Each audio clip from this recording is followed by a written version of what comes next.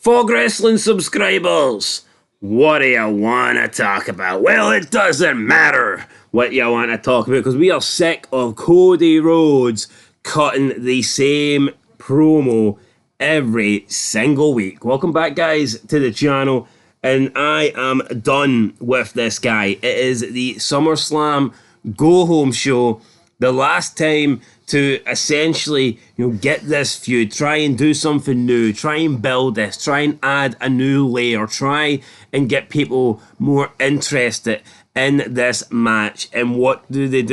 They done exactly what was advertised. They done exactly what I said would happen in the preview. Both guys literally got in the ring, looked at each other, said a few words. Cody had his turn, Solo had his turn, Cody had his turn again, and that was it. They got face to face, they talked, nothing interesting. Cody saying, what do you want to talk about? Solo saying, acknowledge me. Same old fucking shite. Same old fucking shite is right.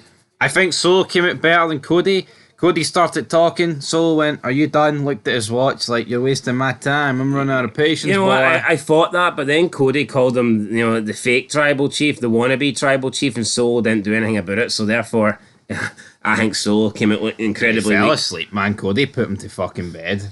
Tucked him in with 2 pillows. Yeah, he almost tucked us in. I don't know how I made it through this show after this opening promo. I don't think there's been 2 more boring guys. It's kind of sad. See the promo work that Gunther and Damian Priest have been doing? It's outshining these guys, and those 2 fucking suck. Yeah, but see Cody Rhodes and Solo, man, they've been given the keys to the kingdom. I've never seen 2 guys pushed like this. Cody's been pushed over 2 years, over 2 years. Solo has went for a 36-0 losing streak to the top heel in the company. And he's been fortunate that Roman Reigns just wanted time off. Yep. Because see if Roman Reigns was going to stick around, and see if Roman Reigns said, nah, I'm going to stop being a little bitch and actually work a full-time schedule, Solo Sikoa would be nowhere. No, yeah. Fuck it, it'd be... See that 36 in Zero? It'd be about 136 by now in Zero. Because he'd just be taking defeat after defeat after defeat. But Solo has benefited from Roman deciding he doesn't want to work and The Rock come back to Dane Hollywood. Because I guarantee you both of those guys stick around. So, look, here, I'll never forget that challenge Seth Rollins made to the Bloodline on Raw. And Solo Sikoa answered it, and the crowd just fucking... They didn't even boo, they were just dead. It was like crickets. Aye. It was like Solo fucking just whipped out a gun and shot them all. No wonder, though. That is the fucking difference, man. What you've got. Imagine that Raw if actually you were getting Seth Rollins versus Rock, by the way. Rock on a Raw main event? You're fucking damn right I'm sitting up to watch it. Aye. Seth Rollins versus Solo Sikoa, a match that we've already seen, a match that we don't care for. Why would anybody... even lie to us. Why not tell us we're getting Rock versus Seth Rollins, and then in the main event, The Rock's like, nah, not tonight. Even that. Do that. Do something. Do that. Anyway, that was a long time ago. Let's talk about tonight's show. First match, Carmelo Hayes versus Andrade El Idolo. This one lasted way too long, man. Way too long. Hayes went for the O'Connor roll. What is the O'Connor roll? Is this a move invented from an Irish guy called O'Connor? My name's O'Connor. I hit you with the O'Connor roll. Maybe it's maybe Conor McGregor did it. Fuck Conor McGregor, little wimp. And then Andrade countered it with the Japanese leg clutch hold. This guy probably had a couple of matches in Japan and thinks all of a sudden that he's Japanese. It just doesn't make any sense to me. Hayes doing an O'Connor roll and a Mexican guy doing the Japanese leg clutch. It's basically just let's just call it what it is, a fucking roll-up. No, why is Andrade beating this guy? I fucking can't stand Andrade. I hate fucking wrestling. The best thing Andrade's got going for him is the fact that he's related to Ric Flair, but they don't even acknowledge that. Yeah, so it's like... we say that every review. Can we just distance ourselves? I couldn't give a shit who he's related to. See Andrade as the guy by himself, as a single package, he's fucking shite. I couldn't care if he's related to bloody Charles, or Charlotte, or whatever the fucker man name is, and Rick, that alcoholic, putting the Miz over. Fucking pretending the Miz is the new Hulk Hogan. Right, you're taking it bad. No, I am fucking taking it because I hate wrestling. I'm fucking sitting here, 3 a.m, bored out my tits for the past 2 hours. That's not bad, was it? I've had fucking toothaches better than this show. Anyway, then Andrade walks through the curtain and Santos Escobar appears. I thought it was the same person. It's like that Spider-Man meme. But instead of Spider-Man, it's two fucking lawnmowers. Revenue, Mexico and Ghana. Yeah, Santos Escobar. He's not happy that Andrade stole his lawn or something. Yeah, so he's getting ready for a match against Apollo Crews. Electra Lopez says it's our time tonight. And then We've got the gasoline. And then I think it was Angel in the background said that Apollo Crews is an easy win. Santos Escobar didn't take kind to this. He says, well, it wasn't so easy last week in the tag team gauntlet match. So I'm assuming Apollo Crews defeated. I mean, we didn't watch it because it was a tape show, but I'm assuming You did recap it though. I can't. You think I can remember a week back? That's 2 weeks ago. I did that recap. I live for professional wrestling. So yeah, I mean, who cares? We go straight from an overly long Andrade match into a Santos Escobar match. Like, is that really Escobar? Escobar? He fucking bores me. Works. That's what you were going for. Escobar. Yeah. So I mean, fucking raise the bar, Escobar. We are not the bar, we are the bar. What's it there? That's the bar? plenty. I mean, he wins. Sheamus Let's and just Cesaro. fucking move on. He wins, he beats him. Right, Belair, Jade Gargle backstage. Let's move on. I mean, what is it? We're going to walk out of Cleveland as the new tag team champions. Apparently so, right. We've got Logan Paul and LA Knight up next. Nick Aldis welcomed out Cleveland's own son, Logan Paul. Logan Paul came out, and to be honest, he was... I mean, whatever, it wasn't great. He arrived in a prime truck. Yeah, he arrived in the prime truck. He talked about the United States Championship, and he won't be stripped of this belt. And then he basically kind of put down Logan Paul, and he has Logan Paul actually put down LA Knight. He says that he's only got 2 title defenses in 273 days, but that's more title defenses than LA Knight will ever have. And then he basically says, look, I'm the champ, you ain't taking the belt off me. Nick Aldis says, I'm glad you brought that up because we're going to, make sure that LA Knight gets that rematch or whatnot. So but then we see LA Knight come out. LA Knight says, you know what? You want to see something cool?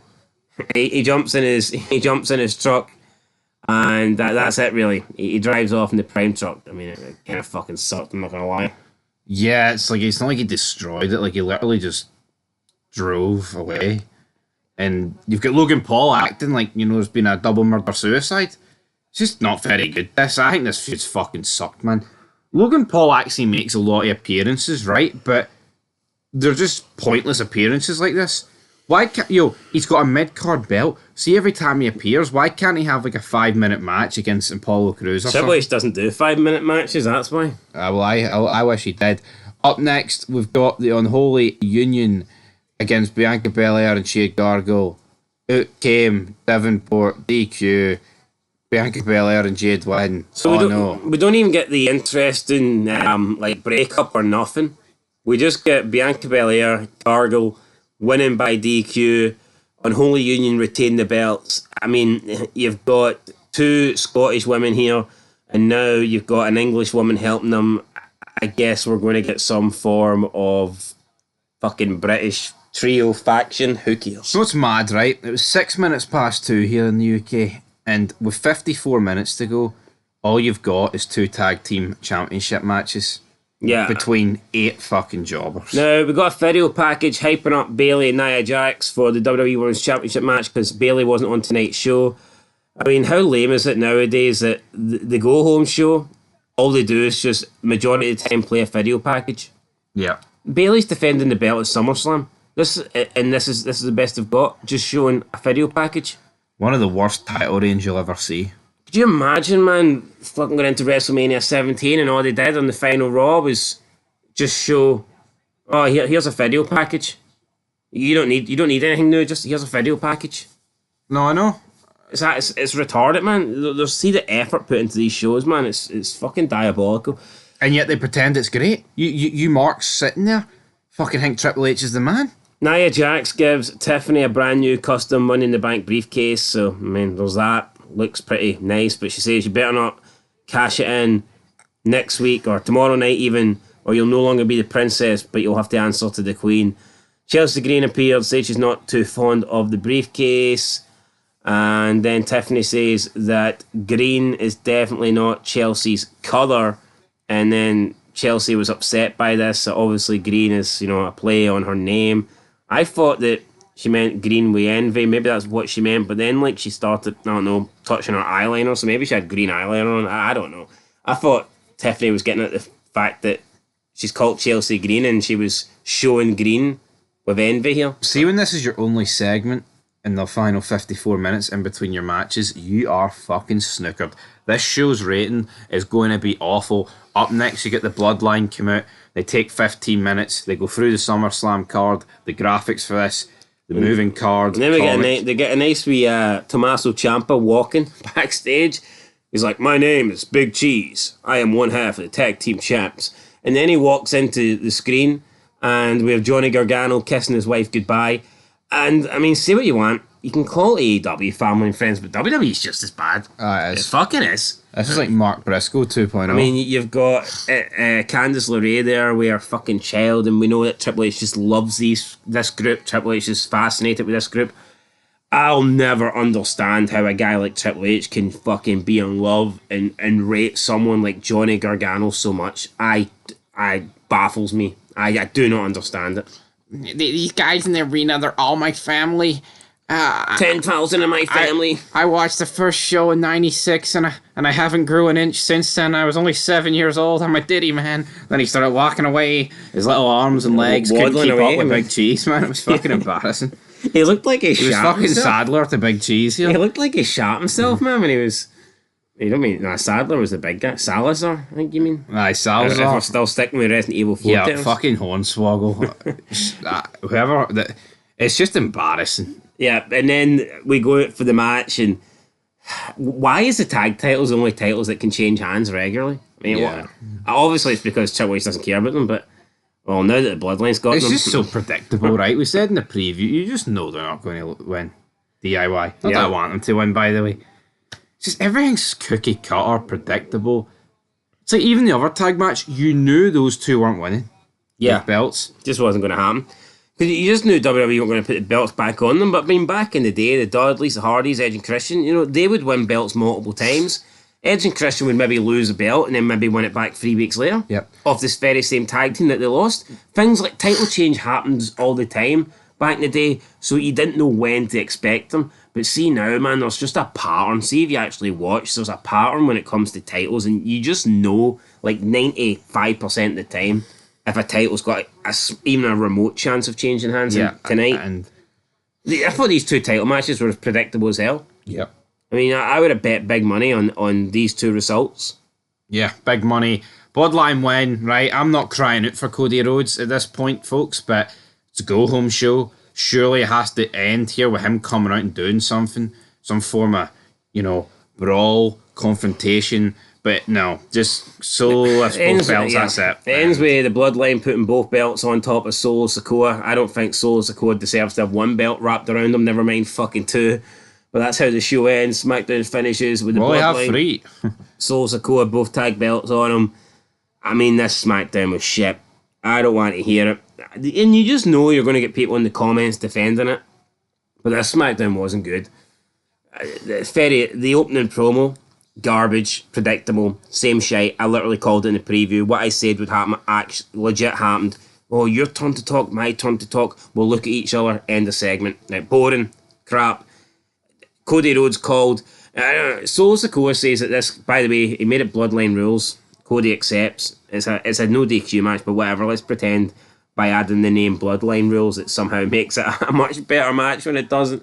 But no, it's like Cody Rhodes called Solo Sikoa a wannabe tribal chief, and Solo Sikoa just accepted it. We've seen what the Bloodline have done to people in recent months. For nothing. Yeah, Cody, this is probably the most disrespectful thing Cody could say, and Solo just stands there and watches it, lets it go. What sense did that make? That made no sense. Well, you know what? This is a fucking wannabe wrestling show. Yeah, we had two... you look at the matches with Andrade, Carmelo Hayes, and Apollo Crews, Santos Escobar. 2 fucking boring throwaway matches. How many times do we need to see Andrade, Carmelo Hayes? And how long's this Andrade, Legado del Fantasma feud been going on? People will say, long-term booking, long rivalry, Triple H just cook it. Yo, it's Apollo. It's like a fucking. It's Bobby Lashley minus 2 feet tall, and it's 3 lawnmowers. I mean, who gives a fuck? Who gives a fuck? I know. He's got Baron Corbin sitting there. What's Baron Corbin? He's a free agent. I mean, they've been just. Why don't they just fire Corbin, put him out his misery? I know. No, why did he get drafted to SmackDown? What was the fucking point? It's disgusting. So you just left him in NXT. This show's getting a fucking seal. How can Corbin be stuck on SmackDown but Ethan Page is the champ on NXT? It's a zero. I'm sorry. I'm fucking devastated. I'm depressed. Tag matches utterly predictable. The other 2 matches boring and being the rivalries have been going on way too long. And then the promos. I mean, what promo? They had the LA Knight thing. That was pretty much it. That LA Knight thing, and then the little thing with Tiffany Stratton backstage. Right, she got a new briefcase. Whoop-de-doo. No Bailey on the show to promote her match. I think it's mental how little they fit into a 2-hour show. It's because the matches are dragged out, the entrances are dragged out, everything is dragged the fuck out. It's almost like they know the shows suck, so they just put on the least amount of shit that they can, but just make sure that it's drawn out so that it lasts longer. Yeah. 25 to 3 is when the Bloodline came out. Like I said, 6 minutes past 2 is when the women's match was beginning. So, I mean, just look at those fucking times, man.